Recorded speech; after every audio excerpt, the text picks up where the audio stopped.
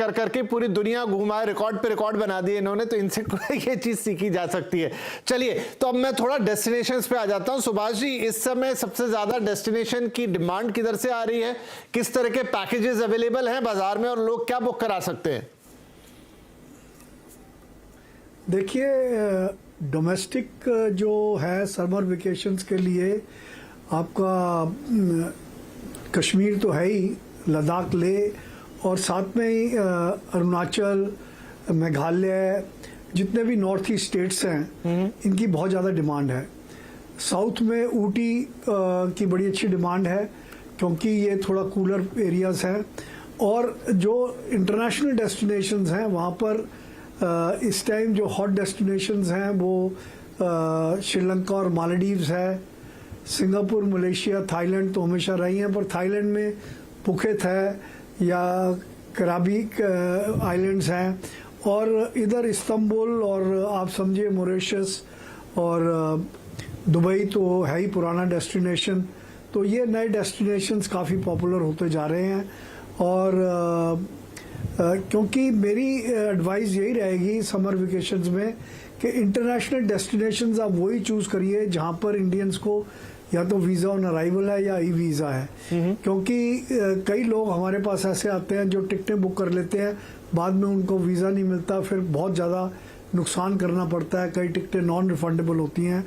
तो मेरा सजेशन यही रहेगा कि आप पहले अपना देखिए डेस्टिनेशन, फिर आप देखिए उसका वीज़े की क्या सिचुएशन है, उसके बाद आप टिकटें बुक करिए। नहीं, ये इंपॉर्टेंट पॉइंट है क्योंकि बात है, आप सही कह रहे हैं, इस समय बहुत सारी कंट्रीज में वीजा की अवेलेबिलिटी के लिए साथ भी थोड़े इशू चल रहे हैं। हाँ, तो there are many countries, about 40-50 countries है जहाँ पर ई वीज़ा और इंडियंस के लिए है, तो आप उन कंट्रीज में से चूज कर सकते हैं। दूसरा, जहाँ तक कार्ड्स की बात बताई है, ये बड़ा अच्छा सजेशन है, पर अगर आपके साथ बच्चे हैं और यूथ है तो 2 कार्ड्स मैं सजेस्ट करूंगा। एक तो youth hostel association of India का कार्ड है, पूरी वर्ल्ड में आप नेट पे जाएंगे तो पूरी वर्ल्ड में यूथ हॉस्टल्स हैं। वो विद इन इंडिया भी बहुत सारे यूथ हॉस्टल्स हैं जो कि आपको 500-1000 रुपए के अंदर और $15-20 में मिल जाते हैं, बेड एंड ब्रेकफास्ट।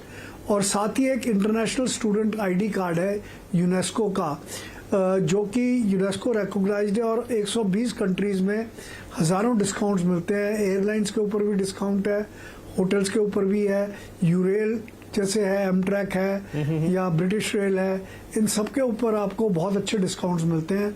और अगर आपके पास यूथ हॉस्टल कार्ड है और आइजेक कार्ड जिसे कहते हैं इंटरनेशनल स्टूडेंट आईडी कार्ड, तो उसका रेस्टोरेंट्स में, म्यूजियम में, होटल में आप हज़ारों रुपए सेव कर सकते हैं, हज़ारों डॉलर सेव कर सकते हैं इन दोनों कार्ड्स के। चलिए जी, बहुत ही अच्छा। तो आज तो बढ़िया सेविंग के एक से एक टिप आ रहे हैं यहाँ पे। 2 और कार्ड्स आपने बता दिए, यूथ हॉस्टल और एक और कार्ड, और यहाँ पर वो इंटरनेशनल ट्रैवल के लिए काफी काम आ सकता है। अब इंटरनेशनल ट्रैवल की बात चल रही, तो राधा इससे में बढ़िया, जैसे सुभाष जी भी कह रहे हैं कि वहीं के लिए ऑप्ट कीजिए, या तो वीजा ऑन अराइवल हो या फिर ई वीजा आपको मिल जाए, बहुत ज्यादा इंतजार या उसमें दांव पेच ना हो। और ये बात सही भी है क्योंकि वीजा को लेकर थोड़े इश्यूज है और अभी फिर कोविड की बातें होने लगी हैं। कौन से बेस्ट इंटरनेशनल डेस्टिनेशन है इस समय जहां लोग ऑप्ट कर रहे हैं या जा सकते हैं?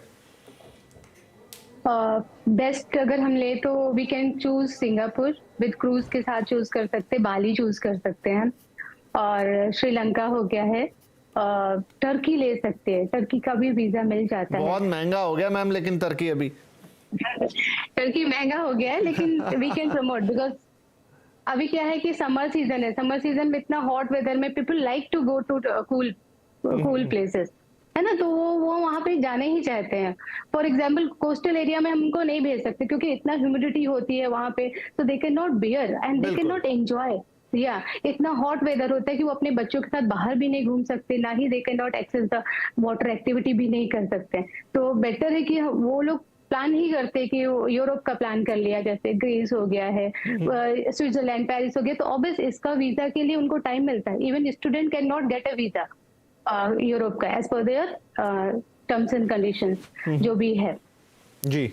सो ठीक है, ये डेस्टिनेशन है जो आपने बताया और इम्पोर्टेंट है, सही बात है। आप गलत डेस्टिनेशन चुन लेंगे तो गर्मियों के लिहाज से बहुत कुछ देखना। अब दुबई एक अच्छा डेस्टिनेशन है, लेकिन हाँ मौसम इतना गर्म हो जाता है कि फिर घूमना फिरना थोड़ा मुश्किल पड़ता है। सिंगापुर का नाम ले रहे हैं, बाली का नाम ले रहे हैं। सुजॉय, आप हमेशा हट के कुछ डेस्टिनेशन बताते हैं, आपकी क्या राय है?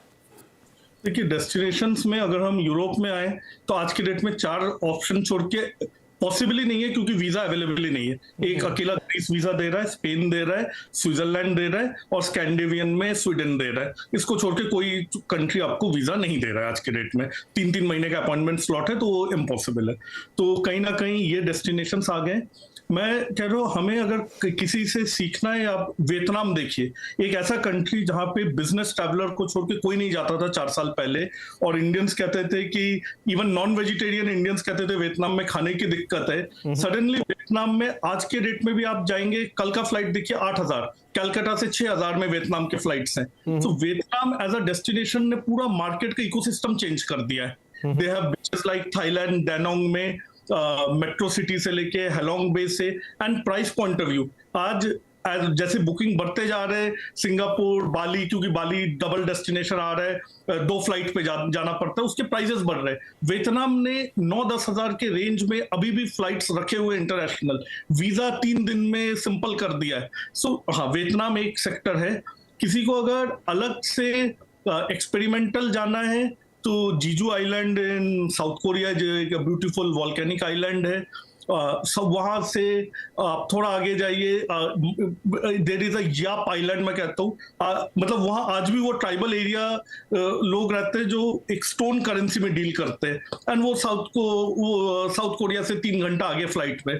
तो ये ऑफ ट्रैक डेस्टिनेशन हमेशा ओपन है ट्रैवल करने के लिए। ये पीक टाइम है मसाई मारा का, द ग्रेट माइग्रेशन का, अभी तो नहीं, 2 महीने बाद शुरू होने वाला है। विक्टोरिया फॉल्स इन केनिया, तो अफ्रीका के भी कुछ कंट्रीज है जो अनएक्सप्लोर्ड है, जो इस भीड़ भाड़ के टूरिज्म से काफी अलग है। Mountain gorilla trekking in Dominican Congo, Rwanda, Uganda, silverback mountain gorilla सिर्फ इन 3 कंट्रीज में मिलते हैं। तो ये ऑफ ट्रैक डेस्टिनेशंस है, क्लोज टू नेचर है, और जहां अभी ये भीड़ नहीं गया हुआ है।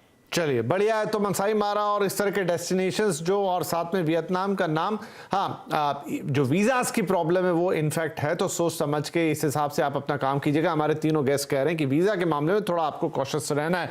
तो चलिए एक छोटा सा ब्रेक लेते हैं। ब्रेक के बाद थोड़ा इतनी दिक्कत है अगर वीज़ा की, तो जरा अपने देश में कुछ और ऑप्शन खोजने की कोशिश करते हैं। बहुत सारी चीज़ें हैं, मौसम भी ठीक ही है, अभी उतनी गर्मी नहीं आई है, लेकिन गर्मी के लिहाज से भी बहुत अच्छी जगह है देश के अंदर। तो वहाँ क्या और ऑप्शन हो सकते हैं और कैसे आप अपने इस बार के समर वेकेशन को शानदार बना सकते हैं, क्योंकि लंबे अरसे के बाद ये मौका सबको मिल रहा है।